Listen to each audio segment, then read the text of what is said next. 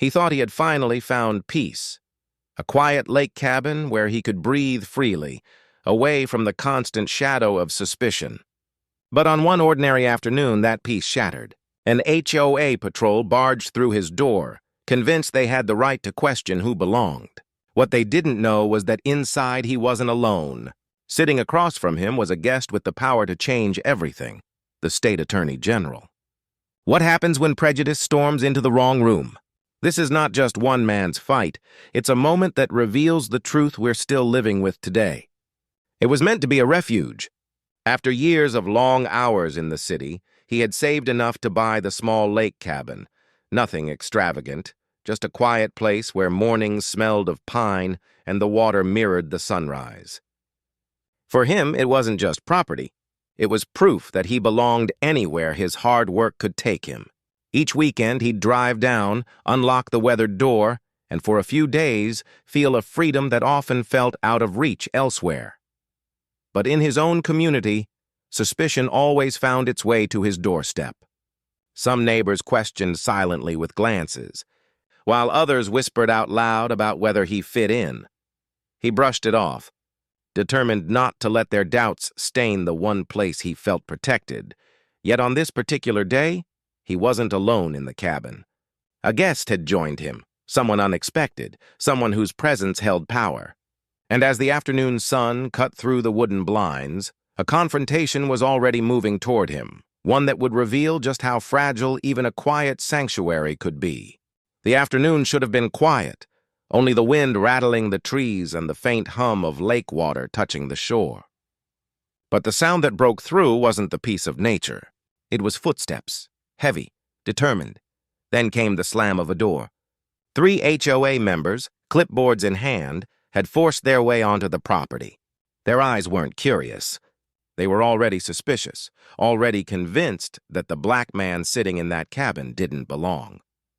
He stood frozen for a second, the strange violation sinking in.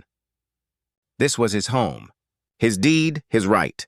But the men didn't ask politely. They demanded. Questions spat at him like accusations. Who owns this? Why are you here? Prove it. The irony stung.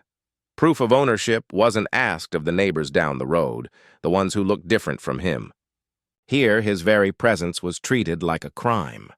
The cabin, meant to be a safe escape, suddenly felt like a cage.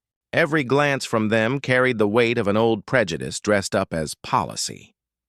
They weren't just enforcing rules. They were enforcing boundaries about who they thought should be allowed on that lake, who deserved the comfort of this community. Each word they hurled twisted tighter around his chest, but he stayed firm. He'd felt this weight before. He knew the script. They'd try to talk over him, to intimidate him into silence. What they didn't know was that every accusing word seeped into the ears of the person sitting quietly in the back room. The state attorney general had been there the entire time, waiting for their meeting to begin. As the argument swelled, the air thickened with unspoken dread, because if these HOA enforcers pushed further, they'd do more than embarrass themselves. They'd expose, in raw daylight, the ugly bias that had guided them straight through that door without knocking. One of them took a step deeper into the cabin, as if he had full authority not only to question, but to invade. His tone sharpened, his voice carrying louder, demanding a document, demanding proof, demanding submission. Every word was a reminder of centuries where the right to exist was constantly challenged. And with each second, the tension grew unbearable. Would he hold his ground, or would this push spiral into something darker? The walls themselves seemed to close in, until finally the quiet creak of movement came from the back room. A chair shifted, a presence stirred.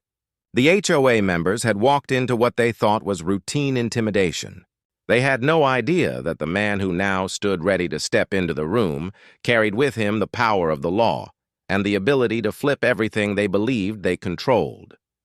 The room went silent as the sound of footsteps echoed from the back.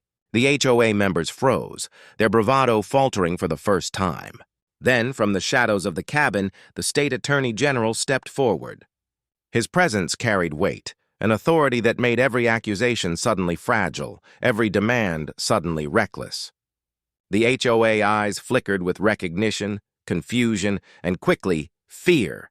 But in those tense seconds before anyone spoke, the air felt like it could shatter. The black homeowner, still standing firm in his own living room, had been treated like a trespasser. His heart pounded, not from guilt, but from rage. This was his home, his sanctuary, yet he had been forced to defend his very right to exist inside of it. The Attorney General's gaze swept the intruders. He didn't need to shout. His silence itself was a verdict. One by one, the HOA men shifted, their clipboards now useless shields against the truth revealed in that room. They had broken into a man's home under the illusion of power, and instead walked directly into the office of the law itself. And in that instant, the power tables turned. The homeowner was no longer the one on trial, their prejudice was. Their arrogance, their assumption, their intrusion, it was all now exposed. What they thought was routine intimidation had become a moment of reckoning. For the man who had fought simply to belong, it wasn't just vindication. It was a reminder of how fragile dignity can feel when others believe they own the right to question it. And as the Attorney General finally spoke, breaking the silence, the truth landed heavier than any accusation. The men who stormed into a cabin expecting weakness found themselves face to face with undeniable strength and an authority that would not forget their actions. When the HOA members stumbled out of the cabin, their bravado had vanished. What they thought would be a routine show of authority had turned into a public unmasking of prejudice. For the black homeowner, it was both a victory and a burden. Yes, he had stood his ground with the law at his side, but the bitter truth was clear. It had taken the presence of the state attorney general to make these men question their own actions. Without that, would his word, his ownership, his dignity have been enough? The lake cabin remained his, the deed still his name alone. Yet what should have been an escape now bore the weight of memory, the knockless entry, the sharp questions, the knowledge that for people like him, home was not always truly safe. His story didn't end in violence or tragedy that day, but the scars ran just as deep. They weren't just his scars. They were echoes of a system where belonging always comes with conditions, and acceptance feels conditional on proof. And that is what makes this moment more than one man's story. It reflects something larger, how easily power is abused when guided by bias, how quickly suspicion falls on someone simply because of the color of their skin. It's a reminder that racism isn't always loud. Sometimes it wears a uniform. Sometimes it carries a clipboard, but it always leaves a mark. So the question becomes, how many homes, how many lives, how many stories need to be disrupted before we recognize that freedom without equality is just an illusion? The answer isn't found in silence, but in refusing to forget moments like this. Because if this story unsettles you, it should. That discomfort is proof the fight isn't over.